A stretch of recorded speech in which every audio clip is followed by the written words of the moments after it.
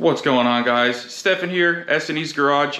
We got the Kia back in the garage again. I know I said the last video was the last video, but I wasn't happy with some things and we're gonna address that today.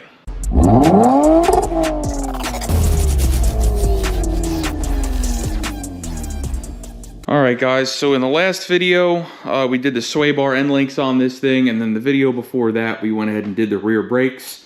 So then I went and took it on my road test. It's the first time I actually drove the car, because prior to that it wasn't drivable, with the rear brakes being as bad as they were and the alternator not charging the battery. I couldn't drive it.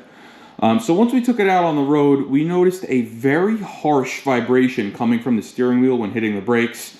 That is indicative of front rotors being worn.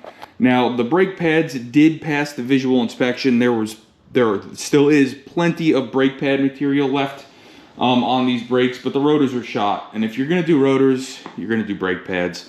So we're going to go ahead and replace the front brakes on this. And I also noticed it kind of wanders a little bit. So even though the ball joints felt tight, with how these tires have worn and the feeling that I'm getting in the front end, we're also going to be replacing the ball joints. That's going to be on another video, but today we're going to address the brakes. So we already got our quick jacks up under the car. Let's go ahead, lift it up, pull the front wheels, start tackling these brakes.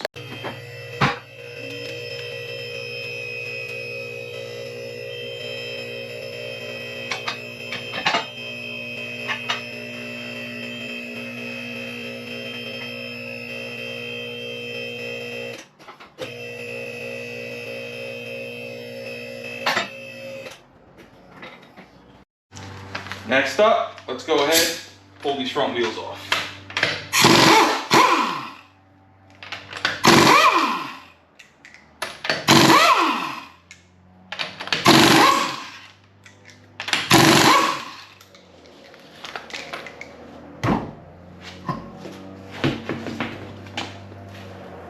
Alright guys, we got our front wheels off, so what we're going to go ahead and do now is remove these two 14mm bolts that hold the caliper onto the bracket, and then we're going to go ahead and compress the caliper to make sure that everything is okay with it. Once we do that, we'll go ahead and remove the caliper bracket, the brake pads, and the rotors, and prep this for the installation of the new parts.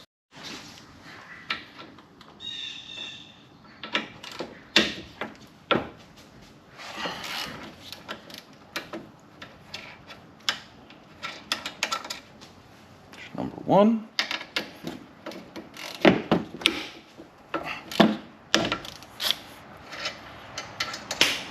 There's number two.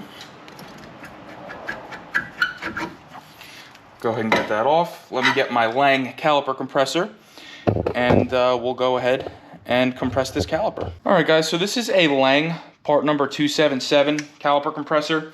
It is ratcheting. It makes compressing the caliper super easy. And this thing has saved me a ton of time and a ton of money being a flat rate technician in the dealership, because it makes compressing the calipers as easy as this. Alright, so this caliper is compressed, and that is a good sign, because that tells us that the caliper is not seized because it went right in. We're just going to go ahead and inspect our caliper brackets. This bottom one is stuck, so we're going to have to free that up, and then we'll go ahead and pull this bracket off. So what I like to do to try to free these up is the nut on the end of the slide pin is a 17. I'll try to go ahead and spin that and see what kind of rotation I can get out of it. We'll see, it's moving a little bit here. So what I'm going to do is I'm just going to grab my air hammer. You could use a hammer and a chisel or a hammer and a screwdriver. And I'm going to hit the lip of this pin, and that should drive it out. We're just going to try to very nicely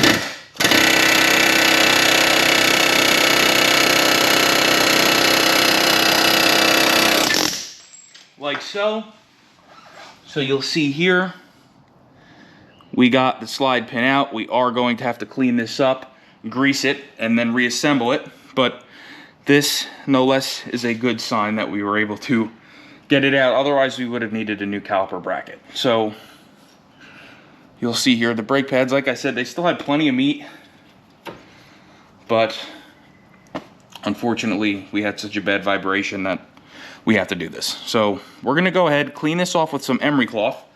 Then we're gonna try to, you know, spray some lube inside of the bore where this lives and get it nice and free. And like I said before, this top one is already free, so we're good. So we got this pin nice and clean with some emery cloth. So what I went ahead and did is I took the little rubber boot that goes into the caliper bracket. Let me turn this for you so you can kind of see what I did here. This rubber boot I removed from here. And what I did is I looked for a drill bit that fits in the boot, and this is what we got.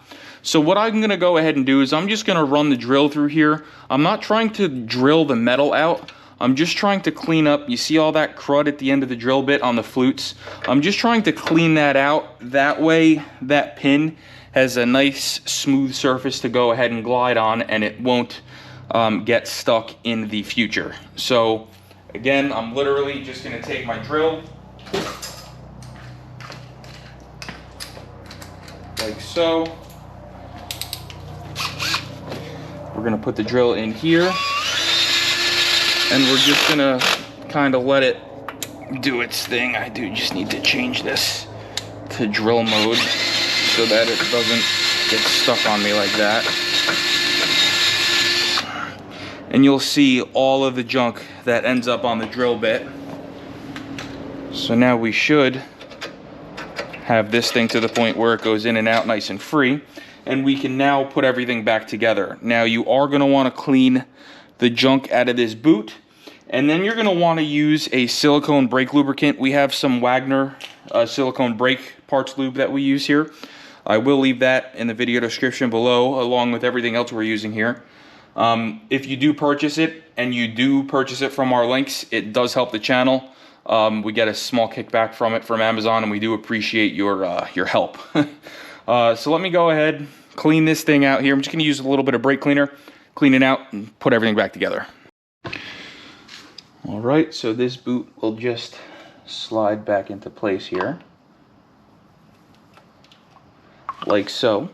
We're gonna take some of our silicone brake lube, go ahead and put it on the pin, and then as I put it in, I'm going to rotate to make sure that we get that lubricant on everything. And then our rubber dust boot will slide right back on, and now we have a nice free caliper slide pin. So now that we got this serviced and freed up, we can go ahead and remove it with its two 17mm bolts here on the back of the steering knuckle. So let me go ahead, get them off, get this out of the way, and then we'll pop the rotor off.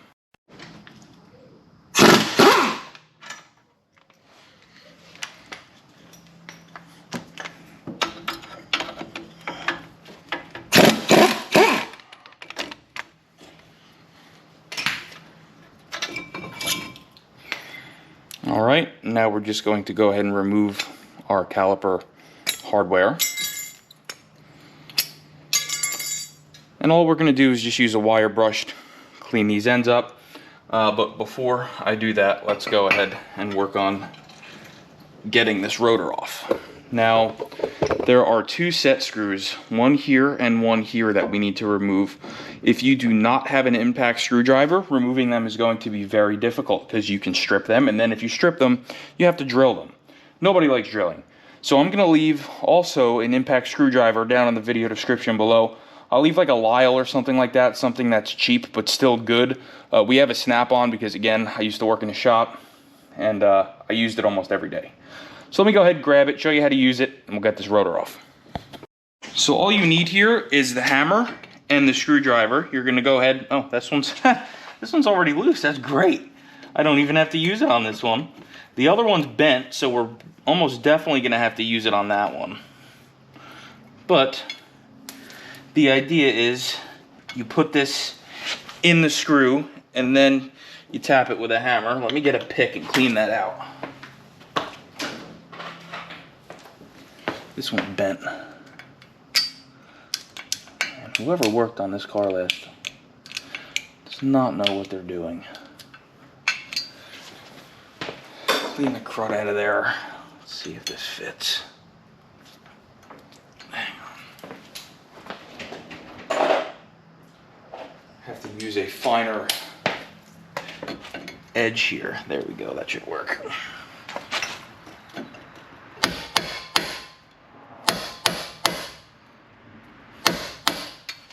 You can see as we're doing that, it's spinning. And that should be enough to break it loose.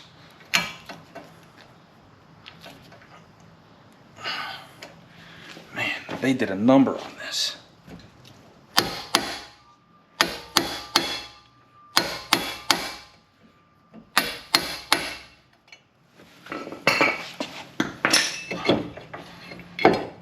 Let's grab a lug nut here. Where did I put the lug nuts? Help keep this rotor straight.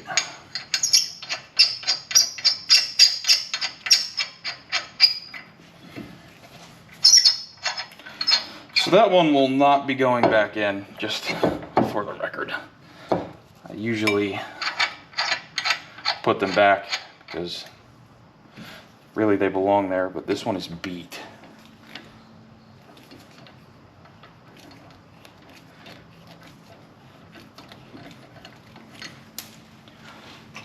So you can see the head of this is completely bent. But now, let's get this lug nut that we put on back off and get the rotor off.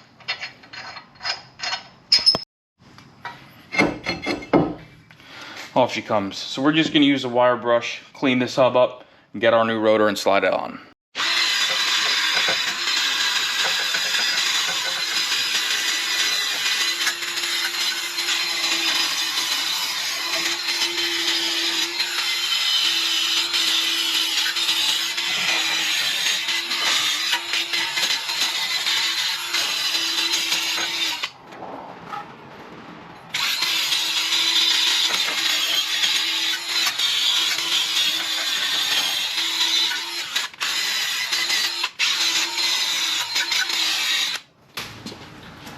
Like I said earlier in the video description, I will leave a decent set of pads and rotors for these.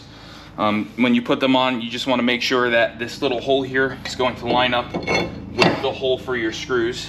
And like you saw earlier, we are only going to be replacing one of those screws because the other one was damaged. All right. And then just go ahead and give it a quick with your impact screwdriver. Now we're gonna wire brush this guy. Now that we have this all nice and cleaned up, we can go ahead and reinstall the caliper bracket. You'll see that we have it just loosely in place.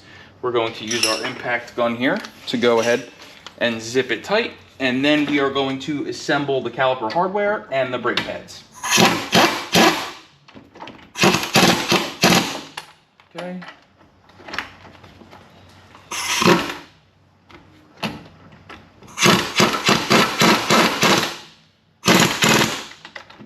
All right.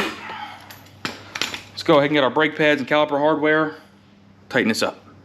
Slide our new hardware in, like so.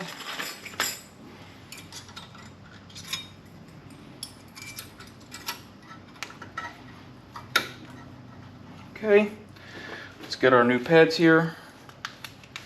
We are using some Posi Quiets. Not trying to break the bank here, we're just going with the middle of the road ceramic rotor, or ceramic pad rather.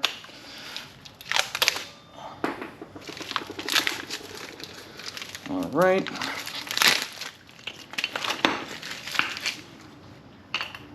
So now I'm also going to take some of our silicone brake lubricant and just put a dab on either edge here.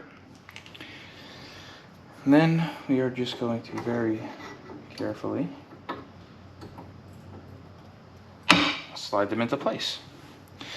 Now the back one, you have to pay attention to where this squealer is.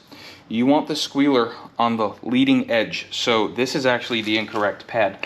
The one that we're going to want is this one. So in this case, you want the squealer on the rear pad at the bottom. So again, some silicone brake parts lube, a little dab will do ya, as my kindergarten teacher used to say, with glue. And we'll go ahead and slide this into place. Now we can go ahead, take our caliper, get it in place. So upon further inspection, this pin was actually bent. I don't know how that happened.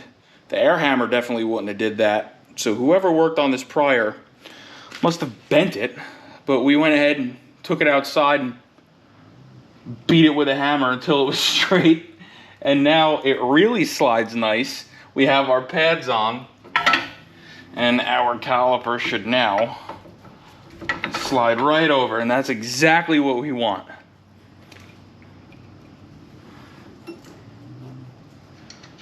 I've seen a lot of what the heck's with this car, man. This is fun. All right, so let's go ahead and tighten this down. And then we're going to lather, rinse, and repeat this same process on the other side, hopefully minus the...